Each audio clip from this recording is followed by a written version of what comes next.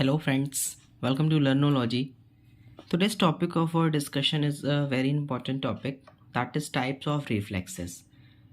इसके पहले वाले वीडियो में हमने रिफ्लेक्स एक्शन, रिफ्लेक्सेस ये सारी चीज़ें क्या होती हैं उसके बारे में पढ़ा था.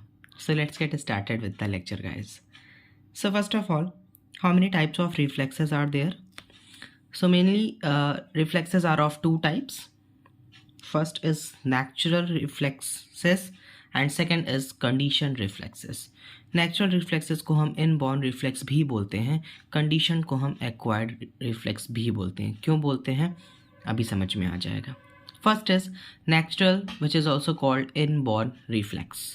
Inborn as the name suggest, यानी ये एक ऐसे तरीके का रिफ्लेक्स है जो बाय बर्थ किसी की बॉडी में प्रेजेंट होगा. Is one in which no previous experience और लर्निंग इज रिक्वायर्ड, यानी प्रीवियस एक्सपीरियंस और लर्निंग की कोई ज़रूरत नहीं है. These reflexes are inborn, that is inherited from the parents. यानी ये सारे जो रिफ्लेक्सेस होते हैं वो हम अपने पेरेंट्स से इनहेरिट किए हुए होते हैं. ठीक है, यानी उनसे हमारे में आए हुए होते हैं. Blinking, coughing, sneezing, these are protective. Salivation, लार का निकलना. Swallowing, peristalsis, these provide functional efficiency. These provide functional efficiency. Next is your unconditioned reflex, जिसे हम acquired reflex भी बोलते हैं. ऑब्वियस है, अगर नेचुरल रिफ्लेक्स में अगर हमें प्रायर एक्सपीरियंस या प्रीवियस लर्निंग की ज़रूरत नहीं होती है तो कंडीशन में होगी ज़रूरत. ठीक है. Is one which develops during lifetime due to experience और learning. Example, what you experience simply at the sight or by the smell of a familiar tasty food resulting in watering salivation. यानी जब हम अपने favourite food के बारे में बात करते हैं तो बात करते करते हमारे मुंह में लार आ जाती है, यानी पूरा वाटरी माउथ हो जाता है. ठीक है, of your mouth. This means that if you have not eaten that food earlier the response would not occur. आप कोई एक ऐसे डिश की बात करते हैं जिसके बारे में आपने कभी सुना ही नहीं होगा और खाया भी नहीं होगा. ऑब्वियस, अगर सुने नहीं हो तो खाओगे भी नहीं. ठीक है, तो उसमें क्या होगा कि वो कोई भी नाम लेगा तो आपको लगेगा ठीक है कोई दिक्कत नहीं है, पता नहीं किसके बारे में बात हो रही है. लेकिन कोई एक ऐसा फूड जो आपका पर्सनल फेवरेट है, जैसे अगर हम जंक फूड की बात करते हैं वो सबके फेवरेट होते हैं, तो अगर उसकी बात होगी, फ्रेंच फ्राइज़ या फिंगर्स किसी की भी बात होगी, तो होगा क्या कि सलाइवेशन स्टार्ट हो जाएगा, बिकॉज ये सारी चीज़ें सबको पसंद होती हैं.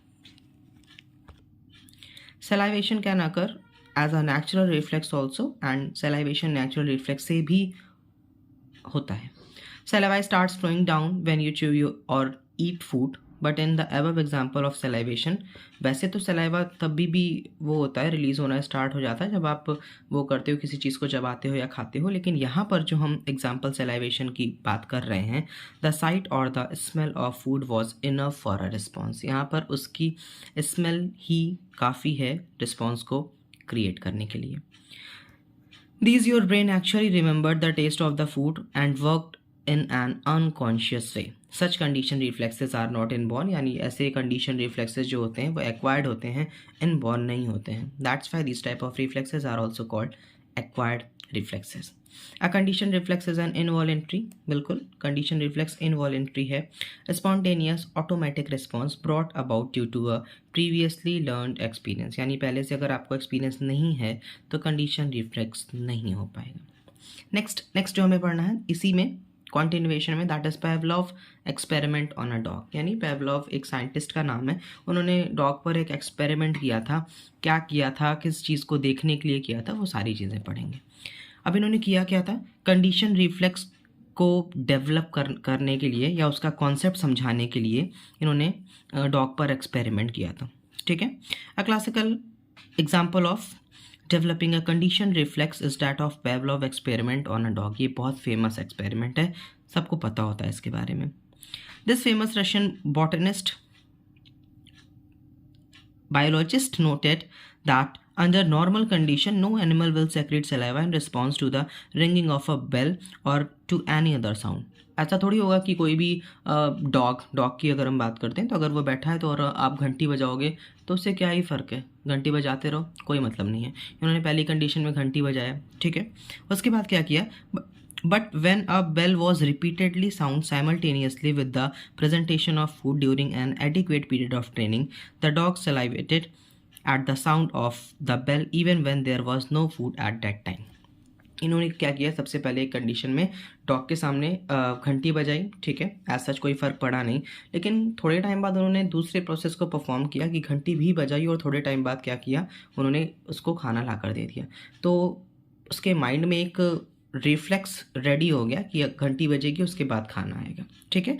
तो थोड़े टाइम बाद क्या हुआ, जब घंटी बजी तभी से उसके सलाइवेशन स्टार्ट हो गया, यानी लार का गिरना स्टार्ट हो गया। एंड फूड आए या ना आए उससे मतलब नहीं है, बिकॉज एक कंडीशन रिफ्लेक्स यहाँ पर क्रिएट हो गया। इन अदर वर्ड्स, अगर दूसरे वर्ड्स में हम इसको समझना चाहेंगे, a stimulus which previously had no relation with the organism salivary response, यानी एक ऐसा स्टिमुलस, रिंगिंग द बेल, ठीक है, वो एक ऐसा स्टिमुलस था जिससे प्रीवियसली उससे कोई रिलेशन ही नहीं था, लेकिन हुआ क्या, now elicit a response in that gland. लेकिन जब बेल बजने के बाद फूड प्रेजेंट होने लगा उसके सामने, तो उसे ये समझ में आ गया, यानी वो ऑलरेडी इससे थोड़ा सा प्रीवियसली ट्रेंड हो गया कि अब घंटी बजी है इसके बाद खाना आएगा, ठीक है। Then elicit a response in that gland, यहाँ पर सलाइवरी ग्लैंड की ही बात हो रही है। Here the condition stimulus is the sound, not the sight of the food, and reflex is salivation. Say this everyone. First, food, dog salivates. दूसरी condition, ringing of bell, dog does not salivate, यानी bell बजेगी तो उससे क्या ही मतलब है। लेकिन सी में अगर आप देखोगे, ringing of bell along with the presentation of food, यानी बेल भी बजाई गई, फूड को भी प्रेजेंट किया गया, dog salivates. What about ringing the bell not followed by the food, यानी सिर्फ बेल बजाई गई एंड उसके बाद भी डॉग सलाइवा को सेक्रीट कर रहा था, यानी उसके मुंह से लार निकल रहा था, ठीक है। Pavlov experiments to demonstrate a condition reflex. Next, condition reflex in animals. If a dog, condition reflexes in animals.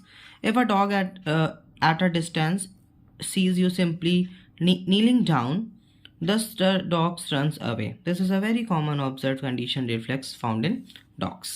अब कुछ कॉमन रिफ्लेक्सेस है जो कि ह्यूमन में भी देखे जाते हैं, उसमें भी आप दो कैटेगरी देखोगे, that is natural inborn reflexes and condition, that is called acquired reflexes. ये बहुत सारे एग्जांपल्स यहाँ पर दिखाए गए हैं, लिखे हुए हैं, उन सारे एग्जांपल्स को आप यहाँ पर पढ़ सकते हो। जैसे नी जर्क नेचुरल रिफ्लेक्स में आएगा, closing of the eyelid, withdrawal of hand, peristaltic movement and coughing reflex and sneezing reflex, ये सारे आपके नेचुरल रिफ्लेक्स या इनबॉर्न रिफ्लेक्स में आएंगे।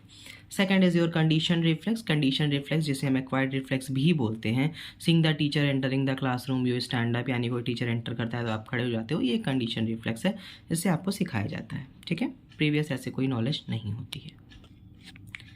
You tie your shoelace while checking and not knowing whether you are first putting the right lace over the left or vice versa. Playing an instrument, playing a musical instrument using keys of the keyboard, giving a hand signal, applying brakes, ये सारे examples आपके condition reflexes के हैं, ठीक है। यहाँ पर एक बहुत अच्छा सा टेबल यहाँ पर शो किया गया है, natural simple reflex and condition, that is acquired reflex. से दिस एवरीवन, इसको ध्यान से देखिएगा, इसमें तीनों पॉइंट्स बहुत इंपॉर्टेंट हैं। यहाँ पर आपको एक छोटा सा पाथवे शो किया गया है जो कि किसको शो कर रहा है, रिफ्लेक्स आर्क के पाथ को शो कर रहा है, ठीक है। Stimulus, receptor, sensory neuron, brain और spinal cord, motor neuron, effector, effector में मसल्स या ग्लैंड आएंगी, वो आपको पहले से ही पता है, इसके जस्ट पहले वाले वीडियो में मैंने कवर किया ये सारी चीज़ें। इन केस एंड उसके बाद रिस्पॉन्स। इन केस इस पूरे फ्लो चार्ट में आपको कोई डाउट होगा तो इसके पहले वाला वीडियो देखिएगा, वो सारी चीज़ें आपके डाउट्स को क्लियर करेगा। I will try my best. In case you have any doubt, you are free to ask in the comment section. Thank you everyone.